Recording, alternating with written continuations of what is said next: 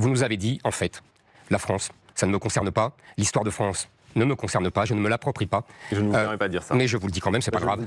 Mais c'est pas grave, je vous le dis quand même. Je ne vous le permets pas. Mais c'est pas grave. Non, mais je ne vous le permets mais c'est pas grave. Et je vais vous dire quelque chose de mieux. En fait, je vous ai écouté là, pour répondre aux gens.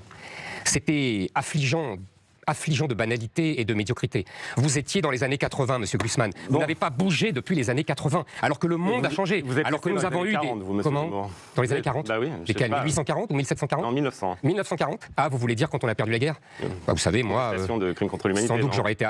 c'est intéressant ce que vous dites, parce qu'en général, mes interlocuteurs attendent un peu avant de me sortir Vichy, parce qu'ils se sentent en difficulté. Bon, alors attendez, est-ce que vous pouvez terminer votre Mais je termine ma phrase. En fait, vous êtes...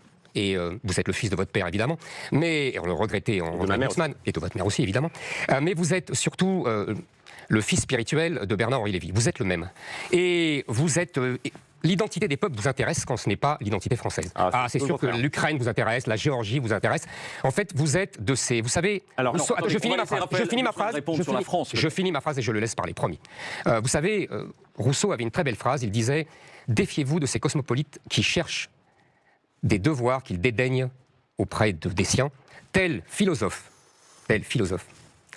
aime les Tartares, vous connaissez la suite, on aurait pu dire l'ex-Ukrainien, pour être dispensé d'aimer ses voisins. » Alors, monsieur Zemmour, je vais vous dire,